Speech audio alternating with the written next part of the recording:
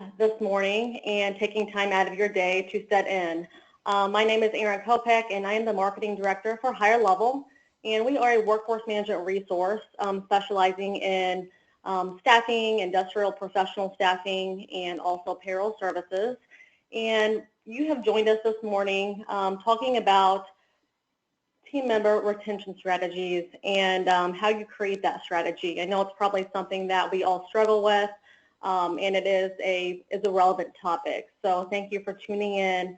So a few housekeeping things before we begin. The call will last about 1 hour, and you are set up in listen-only mode.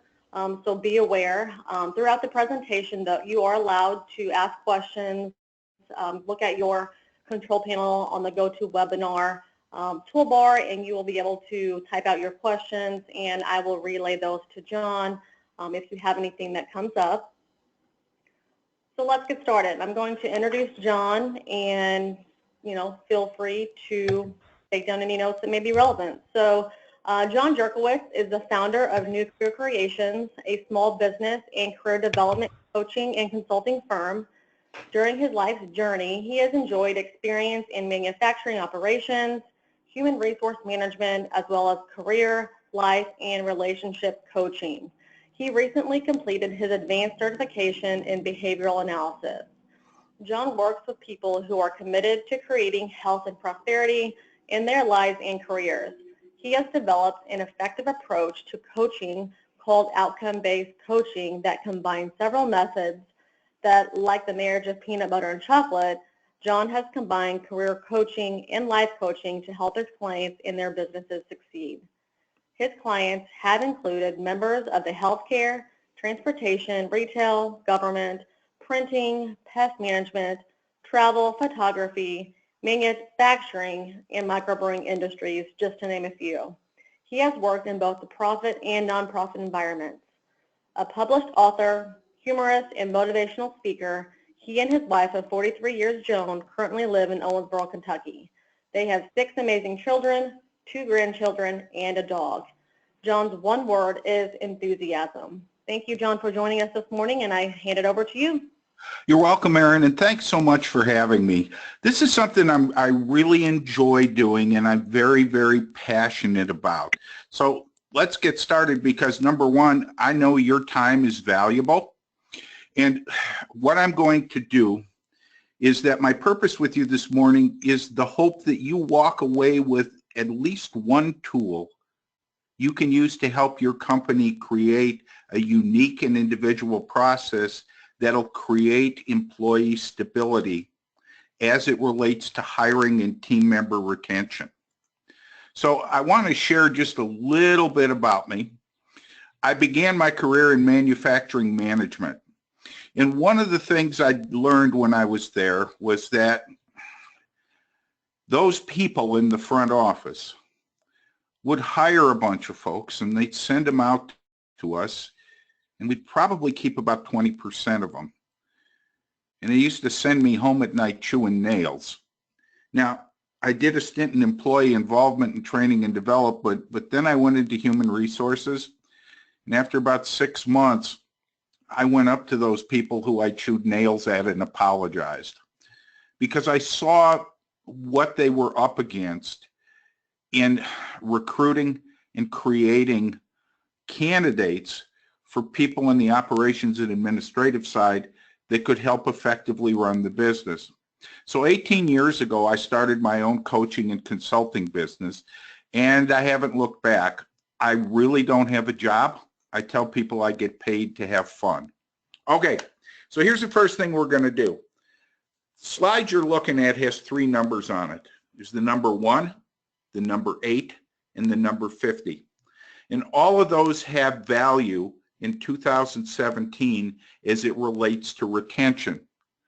The 1 stands for the number of interviews many companies conduct before they actually hire someone.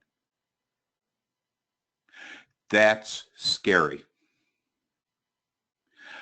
I know a lot of times I'll field the call from someone, a small business, and I usually work with small businesses, anywhere from 3 to 50 employees. and I'll get a phone call from somebody, usually the owner, saying, hey, I understand you might be able to help me. I'm hiring people like you change your socks every morning. I can't seem to keep them. And the first question I ask them is, well, how many interviews do you do? Well, just one. You know, we're a small company. We're busy. My opinion has been you can't get a real good flavor for who someone is when you spend 15 to 20 minutes with them. And I'm going to share a case study with you in a few minutes, a company I actually worked with, and I'm going to talk about how they changed their way of thinking to help them create better retention. The 8 stands for the maximum hours of training most people receive in interviewing, and that's in a lifetime. There is a perception that anybody can do this. There is a perception that if you ask a standard amount of questions, you're going to get a good flavor for who somebody is. And if they dot the I's and cross the T's and score an 80%, they're probably going to be successful. Well, what we know today for a host of reasons, and those host of reasons could be an entirely another webinar within itself, the candidates that come before us, first of all, are more educated. They have more access via the World Wide Web and social media to trends, to knowledge, and to what our companies are doing in the marketplace. So when they come to us, they're coming to us sometimes with more knowledge than we have. I have the absolute privilege and pleasure of also working with people who are looking to enhance their careers. And part of my coaching practice is preparing folks for interviews with people like yourself. And one of the things I tell them is this: pay particular attention to how well that hiring process is crafted. It's going to be real key in your decision whether to accept a position with someone or not. So if we don't develop ourselves, if we don't learn how to find those people that are a unique fit for our industry, a lot of the very qualified people who could stay with us for a long term are going to slip through the cracks. 50 represents the percentage of companies who check references. And I know some of you who are probably out there this morning who work in human resources are kind of raising your eyebrows at all this. But try to remember that most small businesses outsource their HR function. And I can tell you from personal experience in dealing with some of those companies that they don't always tell you everything until there's an issue. So 50% or more of those companies may pick up the phone and call a reference, particularly a past employer. Now, before I go on, I want you to understand one thing. While you're hiring and while you're interviewing, it's an absolute must that you follow all local, state, federal guidelines as far as proper hiring and anti-discrimination, especially through Title VII of the Civil Rights Act of 1964. But part of your retention strategy begins the very first time that person sits down in front of you. So the first question I have for you, and you can type it in the chat box if you feel so moved to do so, is do you know what the average cost of hiring is in the United States?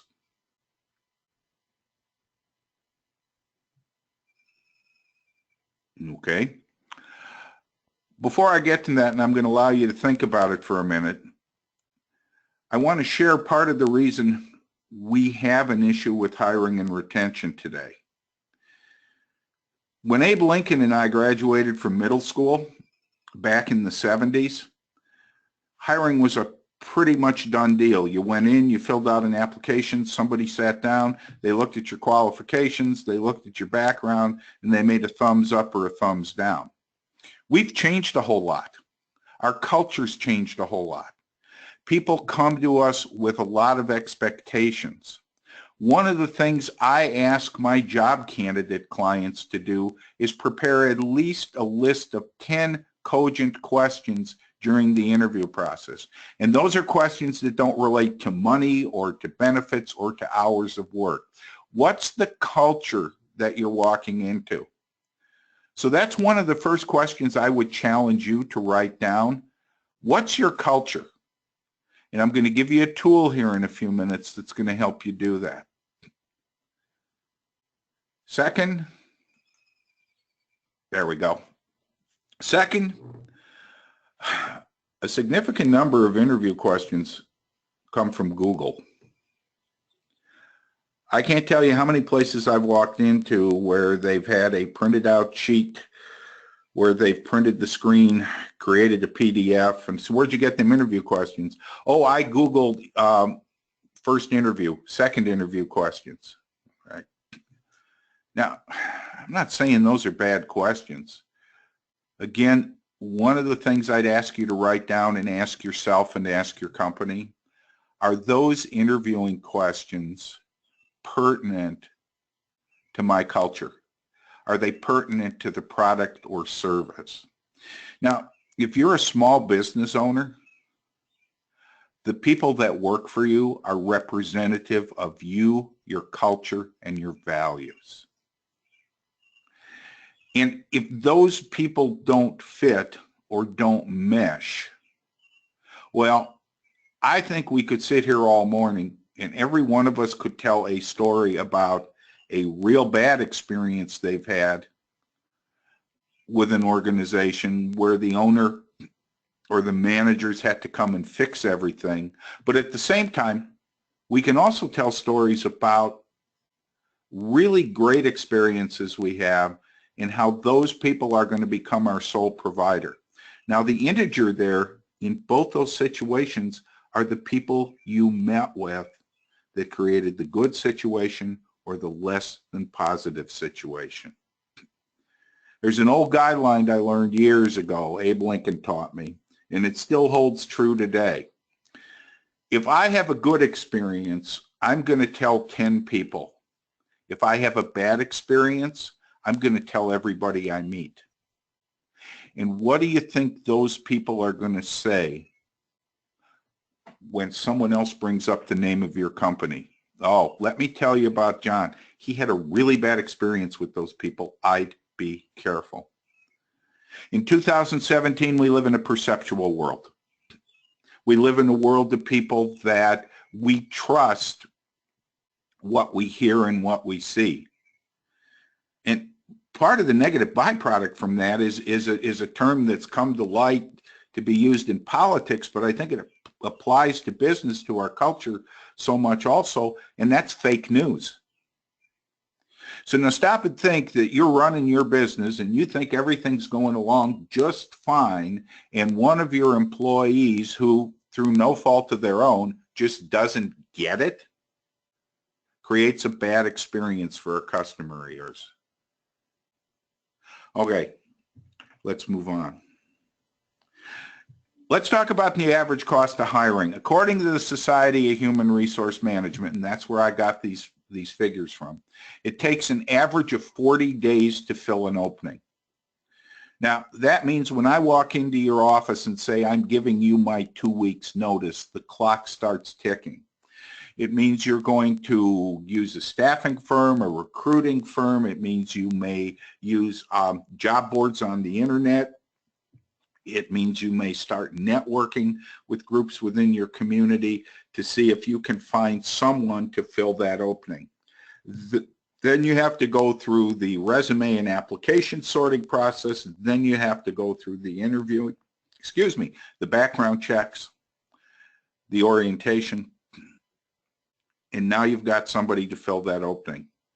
So that takes into account all of those processing costs. $4,000. However,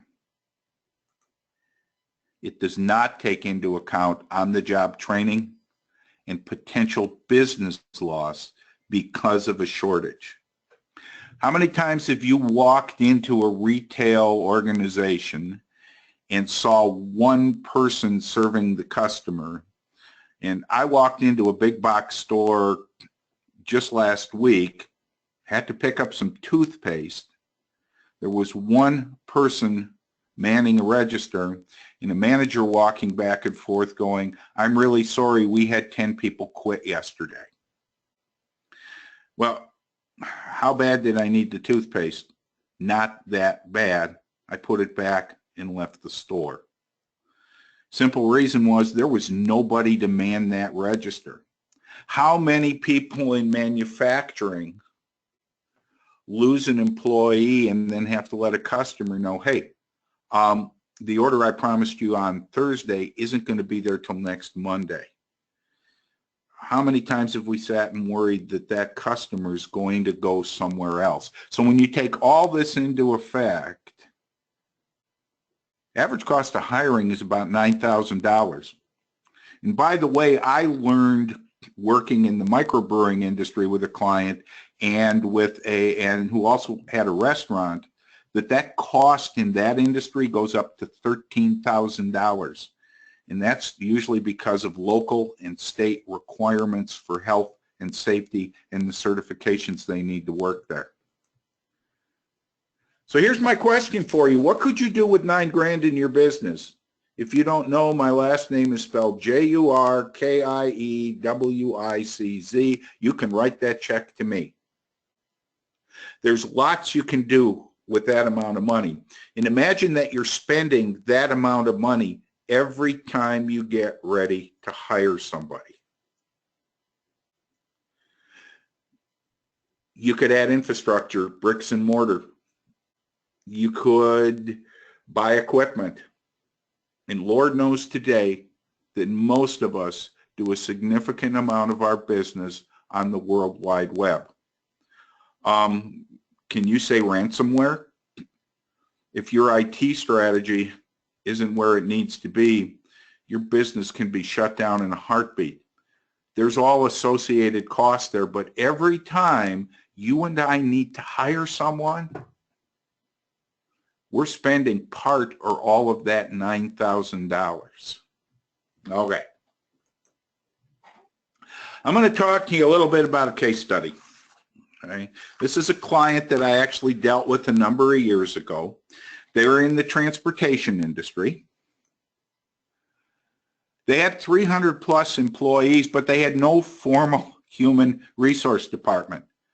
They had a person who handled benefits, but he also worked out of the accounting department.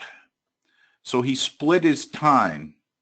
Now, their average seniority was 29.5 years. So you're saying, well, gee, John, they didn't have much of a retention problem. Well, they were a railroad. And if you know anything about railroading, back in 1970, the average rail crew was 5 people. And the next time you're at a rail crossing and you wait for the last car on the train to go by, please note that we no longer have cabooses. Because you see, back then, people used to do a lot of their paperwork and a lot of their processing in that final car that we call the caboose. The other thing is that the National Railway Act says that if you have 30 years in and you reach age 60, you can retire with railroad retirement. I learned to say that 10 times real fast. Railroad retirement is taxed 8.5% higher than Social Security, but it's guaranteed. It can't be taken away. Age 60, 30 years seniority, railroad retirement, your pension, 401k. The average age on this railroad was 51. But here's what started to happen. These folks were all approaching retirement age, and there hadn't been any significant hiring. 70% of those people were going to retire within the next 9 years, with the clock ticking about a year after I started working with them. They were also looking at expanding their service, and by the time they were done, they'd purchased 2 more railroads, one with 25 employees, one with 18 employees. They had a hiring policy, kind of, sort of, which is a technical term, but they didn't have a hiring practice. One word: nepotism. So I've been at the railroad for 35 years, and it's time for my son to get out of high school or college, and I tell him, you go on down to see Mr. So-and-so, and he'll give you a job. And it was sort of the philosophy, well, John's been with us all this time. John's never caused any trouble. The apple don't fall far from the tree. Let's go ahead and hire John Jr. That works sometimes. It always didn't work. Now, the one advantage they did have is they had an attorney. And the attorney was one of the owners of the railroad, and he's a pretty sharp guy. So anytime they ran into any sort of employment issue, he was on board to help, which is one of the reasons they didn't have a formal HR department. Okay. Now remember the maximum hours of training most people receive in interviewing that I shared with you a few minutes ago? They didn't do any of this. They'd bring somebody in, the person who ran the department would spend 5 minutes with them, and then would send them to his boss, who'd spend 5 minutes with them, who would then send them to the benefits person, because the National Transportation Board has some significant things you need to have in order to work in certain aspects of the railroad. For example, if you work in transportation, you cannot be colorblind. Okay. So they were maybe spending 25 to 30 minutes with people. They were kind of under the gun because a lot of folks were getting ready to retire. And so they contracted with me to help them correct this situation. So step one, here's what we did. We developed training for the key staff people. So I sat down with senior management and I said, who do you see doing hiring in the next 8 to 10 years? Now, how does that equate to somebody that owns a small business of 5 to 10 people today? Well, maybe when you get the time, and I realize time's at a premium, you close your office door, you sit back and you stare at the wall and you think, who are my key people here besides yourself? Who are the folks that have made a positive difference in my business that I might not be where I'm at today without them? And then get those folks some training. Now, I'm not talking about 1,500 hours. I'm talking about, first of all, spending 4 to 6 hours simply understanding what your process is. And then getting together and creating what I call a poster child that we will get to in a moment for the values that your company holds. And that's one of the things we did in this company. And I've got to tell you, it was more than one meeting, and they weren't always putting our arms around one another singing "We Are the World," because there was a significant amount of people on the staff who said, look, we've got enough people with enough kids here. This railroad will run just fine. Now, remember I told you 1974 or so, there were a 5-man crew sitting in a caboose? In some situations today, there's a 1-man crew. I can tell you where we're going in that field, to a no-man crew. Oh my goodness, John, how can you not have somebody run a train? Let me ask you, when you go to your favorite theme park, does somebody run the roller coaster? Do they hop in the front car, put a hat on, and put it into gear? It's done via remote control, and that's where a number of things are going in the entire transportation industry today. So I suggested they initiate screening interviews. And part of the training was teaching them how to screen people out before they brought them in face-to-face. Because till the day I die, and I feel very blessed to have worked with these people, the one thing that'll reiterate in my mind 10 times a day is, John, we got a railroad to run here. We're not in the hiring business. We're in the transportation business. Well, we could spend all day talking about that too. But one thing I suggested to economize their time, and again, small business owner, entrepreneur, and let me just share something I didn't at the beginning, because I'm apt to have senior moments from time to time. You're an entrepreneur, you're a solopreneur. That's a whole nother part of my business, and I help those folks get started and navigate their way through their first couple of years of employment. But they contract a lot of things out. They contract their marketing. They contract their IT.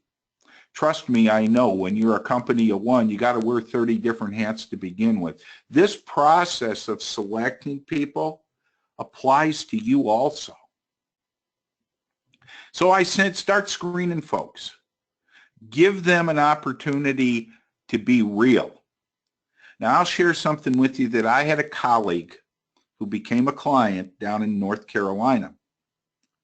And he's one of Google's top 20 contributors in the world, which means once a year they put him on a plane and fly him to the holy land of search engines, and he gets to see the latest and greatest stuff that's coming up.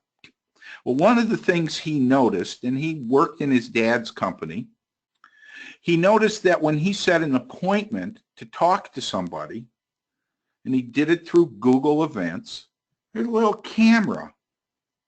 And so he started setting up video screening interviews. And I would suggest to you that if you have the opportunity to do that, use it. Because here's what he shared with me. He knew 1 minute into that screening interview whether this was the type of person who he wanted in his company, simply by how they dressed, how they looked, how they answered questions. Okay? Now, on top of being really good looking, I read minds.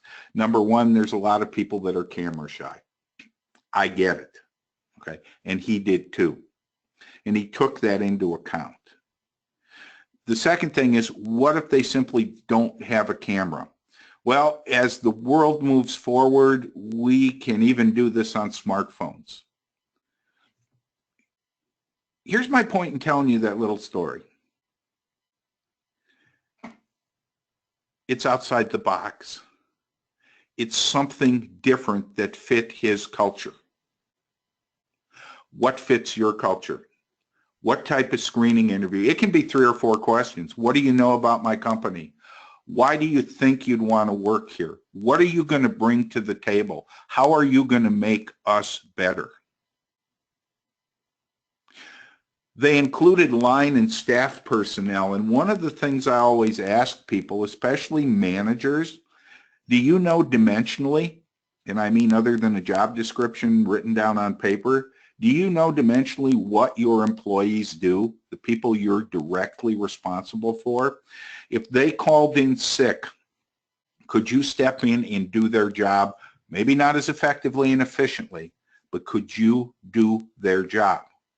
And so I challenged some of the managers, go out there and get your hands dirty. Find out what they're up against, because maybe you're hiring great people. You're just not hiring the great people for that department or for your company. How many of you have worked with somebody that unfortunately got terminated because they just weren't a good fit, and they walked across the street and got a job there? And about 6 months later, the owner of that company bumps into the owner of your company and says, boy, you sure made a big mistake letting John Jerkowitz go. He's the best thing I ever hired. Well, they're both right. John Jerkowitz fit that culture. He didn't fit the culture that unfortunately he was terminated from. And short of breaking one of the 7 deadly sins that get you fired automatically, there's 2 reasons people don't perform. The first is they don't know how. And we can kind of fix that. The second is they don't want to, or they feel they're in over their head. So when you hire somebody and they're not a good fit, and you've got to spend part of that $9,000 all over again, guess what? Some of that's on me and you. And I know we don't like to hear that. And I know when I share that with people I work with, sometimes their faces curl up like somebody left an open can of garbage in the corner of the room. Oh, I don't want to hear that. But just remember, when we make a good hiring decision, we fight one another to the front of the room to take credit for it. When we make one that doesn't turn out so positively, it's ghost town on the river. So I suggested they include line and staff personnel. Again, who in your business do you really admire and trust? Who in your business is representative of your values? Include them. Okay, it's time for a story, as if you haven't heard enough. One of the folks within this company who was a vice president, and the vice president over the largest division, came very, very close to losing his job after 33 years. Now, lest you let your mind run wild, I'm going to tell you it was for a very bland reason, in that on each locomotive there is a set of computers that track certain measurables for the Federal Railway Administration, and those are transmitted automatically. This person told one of his employees not, and I don't want to get all technical here, not to do what the computer required it to do. So in other words, he didn't come to a complete stop, he ran through the stop. He should have lost his job. But fortunately, the vice president of operations who he worked for said, look, we're going to be throwing away 30 years of knowledge and experience. And so he got by with a little more than a hand slap, but what happened was his boss came to me and said, I'd like you to coach him. I don't want to lose this value. And so we developed a relationship, and that person since retired, and we are very good friends today. But we were eating lunch one day, and he said, John, I got an idea. I want to take everybody in the company, and I want to put them through some leadership training. I want them to understand what it is that we do here. From the guy that empties the oil pan when we change it out on a locomotive to the president of the company. And so we worked together on creating a process and got permission to do it. And I began doing some leadership training for this company, and it included everybody. Now, one of the charges the chief executive officer gave me is he said, I want to know, since I'm investing all this time and resource, I want to know what makes my railroad better than any other railroad, and I want to know what a good employee looks like. Well, we could have sat with a flip chart. We could have sat with some of you who graduated with me and Abe Lincoln, remember what overhead projectors are. We could have done that.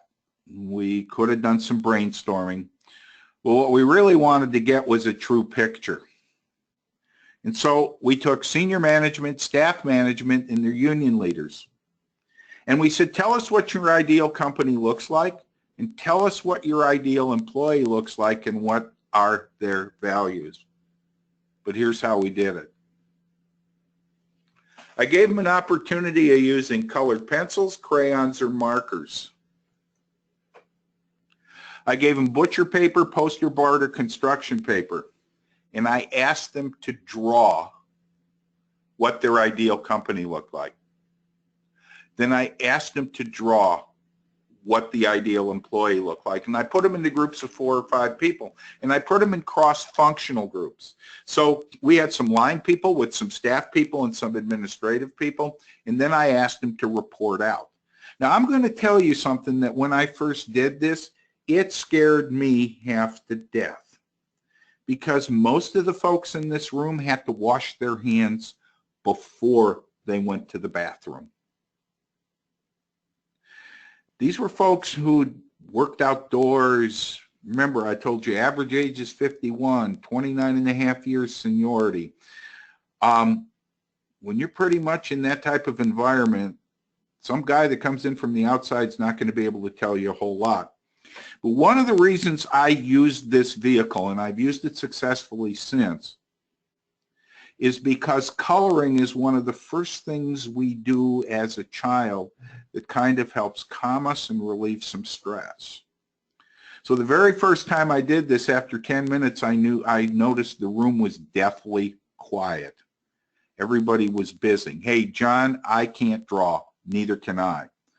But I asked the person who wasn't doing the drawing to be the person that was the spokesperson for that group. And when we were finished, each group got up and they shared what their ideal company was and their ideal employee was. Now, when I started to tell you this story, I said that we used their union leaders. I did their union leaders in a separate group. And here's the amazing thing I found out. Their union leaders' pictures and management's pictures were almost identical for different reasons, but they both wanted the same thing. They both wanted the same type of person working next to them. So here's my next question for you. Do you ever take time in your small business to ask the folks that work for you, next time we go to hire, what kind of person would fit really good here? What kind of person would help you do your job better? What type of person would help our company grow? Because let's do a reality check. We're not hiring as many full-time people as we used to. A lot of companies are strapped to give people the minimum amount of benefits they may be required to by state or federal law. Your small business dollar is at a premium. And look, I don't want to be a doomsayer or a naysayer, but we have more and more small businesses failing every day. So isn't it really incumbent that we look at the situation and we say, the next person I bring in has to be a person that helps me create stability and help me grow. And then we reported out. People stood up and talked about it. I was still a little worried, I got to be honest with you. And at the end of the day, I always stand at the back door and I always shake people's hands when they're walking out. And probably 90% of the people that commented to me told me that their favorite exercise was the exercise where they got to sit and draw and be able to share their thoughts and ideas. What we were able to do then was craft some interview questions that stressed recruiting people who fit those pictures, benefits of employment, and created stability. So when they recruited, they were recruiting people who were special. And I know that's hard to do, and I'm going to tell you, I've done it myself. Quick story. I had an intern. Gosh, this is 10 years ago. And I was supposed to go visit a client about 400 miles away. And I was going to leave on a Sunday, be there Monday and Tuesday, and come back Wednesday. Well, Sunday morning, the client called me, said, John, I hate to do this to you. I got an auditor coming in. Is there any way you could come Tuesday and stay through Thursday? I said, yeah, fortunately I can. So I went into the office on Monday, and I told my intern that, use my office while I'm gone. And lo and behold, I walk into my office, and she's sitting there with a large book in front of her. And that large book has wedding invitations. And I said, what are you doing? Well, you're not supposed to be here. Well, I know. What are you doing? Well, since I thought you weren't going to be here, I was going to go ahead and start planning my wedding. Internship experience ended. Now, after I got over cussing, fussing, and carrying on about the whole 9 yards, when I sat back and looked at it, I said, who made the decision to bring that person in? I did. When I stress the benefits and I stress the stability of long-term employment with somebody, I'm going to naturally gravitate towards the people that are the cream of the crop. So once we all finished coloring, gave one another a group hug, what were we able to do?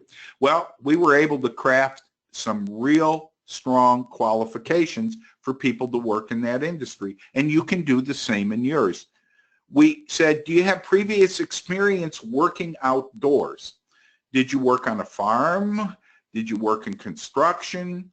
Some of the most successful people that were hired long-term were people who had worked on river barges, who had worked in just absolute conditions I don't even want to think about. Why didn't you hire other railroad people? The CEO was very adamant that he didn't want to hire other people's bad habits. And it's a trap we fall into, you and I. We get ready to hire somebody and we see that XYZ company that does the same thing we did had to downsize, and they had to let go a star performer. And we start rubbing our hands together and think, thank you, Lord, I got an opening. I'm going to go after that person. It may cost me a little bit of money, but they're a star performer. Be careful. I'm not saying they won't fit your environment. What I am saying is they may be bringing with them a number of bad habits. Because the first question I'd ask, remember 50% of people don't check references? First question I'd ask their previous employer is, why did you have to downsize? Well, business started to fall off. Why did business start to fall off? You know, the easy answer is the economy, and I get it. That happens from time to time. But remember the story I told you that when we have a bad experience, we tell anybody we meet? Sometimes people bring baggage with them. Now look, I know we all have baggage. What you want to make sure is their baggage matches yours. Are they physically fit?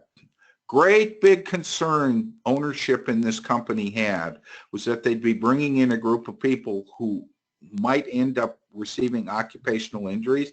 Transportation is dangerous enough all by itself. Did they have a good driving record? Well, here's one thing I will encourage you to use Google for. Do a Google search on train accidents, and then do a Google search on train accidents caused by human error. If you're not going to drive your car right, you're not going to control a train right. What's your safety record like? Are you computer literate?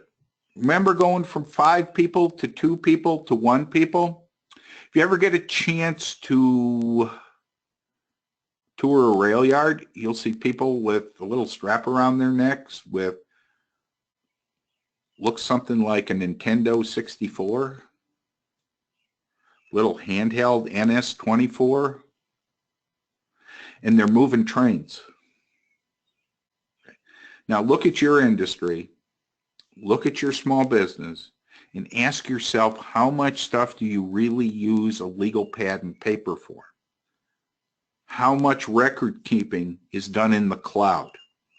How much knowledge do people need to have in your business? Do they have strong interpersonal relationship skills, not only with your customer base, but with you? How many times as a small business owner has somebody come into your office and given you a stink bomb, and your first question is, well, how long has this been going on? Well, a couple of months, but I didn't want to bother you. Some college, and again, because in this industry, the requirements were becoming more to use your head instead of your hand. So how well could you process things? How self-disciplined were you? And one of the decisions they came up with is they'd like a person to have some college as well as some strong decision-making skills. So that's an example of what one company did. Now, I got to tell you that I recently did this coloring exercise, which, by the way, isn't mine. I got it from the Disney Corporation. I was working with a group of people in a not-for-profit who were given new office space, and they were given a set amount of money to redesign the office space. So what I had them do was sit down and each do a drawing of what it looked like, and then do a bigger drawing of what their consensus was. Well, when they reported back to me about a month and a half later, they told me that they hung these drawings up at different parts of the department, and other people who weren't in the exercise started contributing. And it got to be kind of funny because if they'd spent the money they wanted to, they'd almost tripled their budget. But everybody had a clear picture. Now, maybe that exercise isn't something that would work, but two words do, and that's clear picture. Another question you might ask yourself is, do I really paint a clear picture to people of what it takes to work here? So they created a 3-step interviewing process. They created screening interviews, and from that, because they knew they were going to have staggered retirements, they instituted a pool of qualified candidates. And there's a lot of work done in this up front, but for each job classification, they had at least 5 people in a pool. And those people had met the background check requirements, Federal Railway Administration requirements, and they were in a pool. Somebody retired, they'd go to the first person in the pool. John Jerkowitz, you want to come to work here? No, you know what? I got a job with another blah, blah, blah. Okay, thank you. By the way, you're no longer in the pool. When somebody dropped off the pool, somebody went into the pool. So what it became was maintenance. But I'm a small business owner, John. I got 8, 9, 10 people. And I'm not getting paid for this, folks, okay? This is just a labor of love for me. I'm a firm believer in using staffing organizations. I'm a firm believer in allowing those people to understand. We go back to the previous slide, create a picture. It's really helpful to you as a small business owner that you go to a staffing agency that you trust and say, here's a picture. Because I'll share a secret with you. Walmart's been out of crystal balls for years. Those folks don't know what you need till you tell them. And honestly, I know you don't have all the time in the world. But if you invest a couple hours or work with someone who can help you, then you're going to have a clear picture, and they're going to do a lot of the screening. I know everybody's not a company of 350 people, but I have and I wished I'd have taken a picture of this, okay? I have a boom microphone hanging over my desk for when I do these webinars, and taped to the boom is a sign that says, forget everything you know. And I look at it every morning because it helps me break away from the traditional things that aren't working. If you know a great staffing organization like Higher Level, use them. That's what they're there for.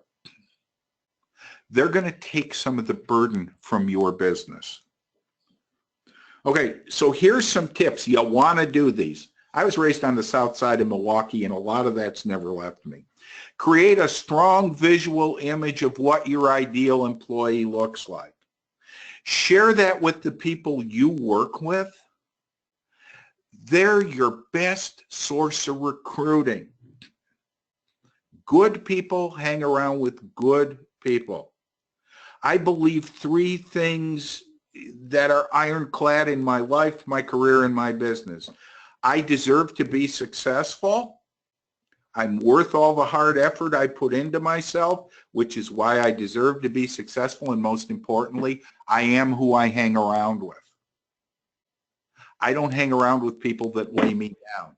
I don't hang around with people who hurt my company.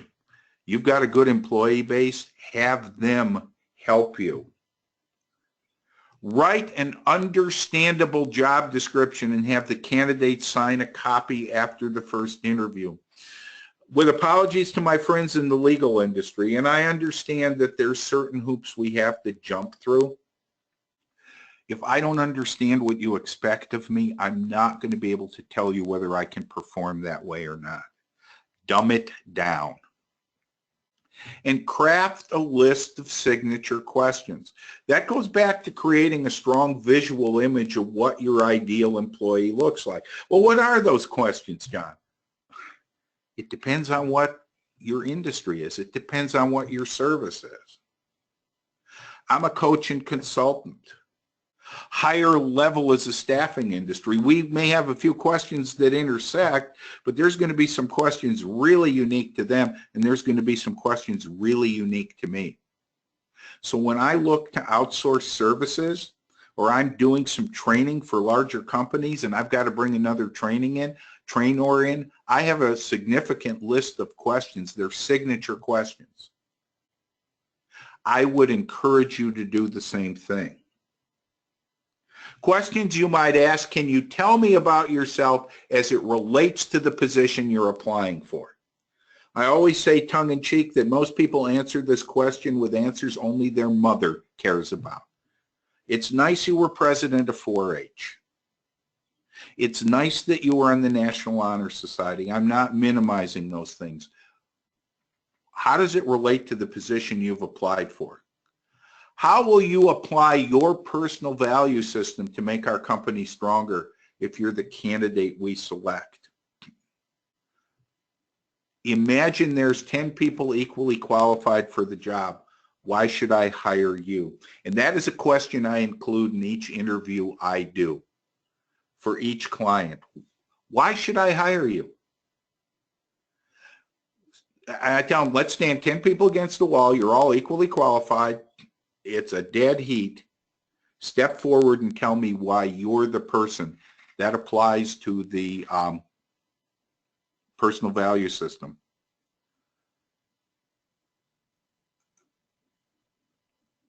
And we have a pause here to change slides. There we go. Things you may want to avoid. Personalizing the candidate. That kind of goes down to the last one. They remind me of me, but they remind me of old Joe or Josephine who worked here 15 to 20 years ago. And by gosh, when I close my eyes, I can see them. Creating a project. I know they're a little rough around the edges, but you know what? I think if I use my effort and my hard work, well, by golly, we can turn them around. Everyone deserves a second chance. They remind me of me. I remember when I first came into the workforce, I was green as the grass. Use whatever comparison you want to. Avoid those pitfalls. $9,000 you're going to spend one way or the other. Okay. Obstacles and roadblocks, the late Zig Ziglar called Stinkin Thinkin. I'm not sure what I'm looking for. I hear that a lot. I'll defer the decision to somebody else. Gee, I don't know. Better let somebody else decide. Oh yeah, by the way, this is easy. Anybody can do it. Okay. If you stuck around, I promised, and when Aaron sent out the marketing material for this, that I give you a bonus tip on resumes. All right. Now, if you followed me through all of this, you're going to create some significant qualifications for whom you want to hire. And when you review resumes, I would suggest you use the hashtag mentality. We know from Twitter, we know from Instagram that hashtags add value. So as you're scanning somebody's resume, benchmark those hashtags against the resumes you fulfill, and candidates going to the next level will fulfill 80% of those requirements. It's a good way to separate the wheat from the chaff. Okay. I'm basically finished, and if you have any questions, please feel free to type them, and I'll be more than glad to answer them. There's all kinds of ways you can contact me if you have further questions. I'd be more than glad to answer them. If you would like a copy of these slides, if you email me or fill out a contact me on my website, I will be more than glad to get you a copy of these slides within the next 3 or 4 days. So Aaron, I want to thank you for allowing me to spend the time with some of your tribe this morning. I really enjoyed it, and I really hope they walk away with some information valuable to them. John, you're welcome. This was actually the perfect topic that just kind of coincides what higher level can really do for your business. I mean, we specialize in hiring and screening those candidates, and not only getting a group of people together for a talent pool for you, but really helping you identify who could best fit your culture. And I think that's really important. So thank you again, John, and thank you everyone for attending. Again, my name is Erin Kopek, and I'd be happy to give you all more information about what our company does. You can personally email me at hello@higherlevel.com. And thank you all very much. Have a great rest of your day.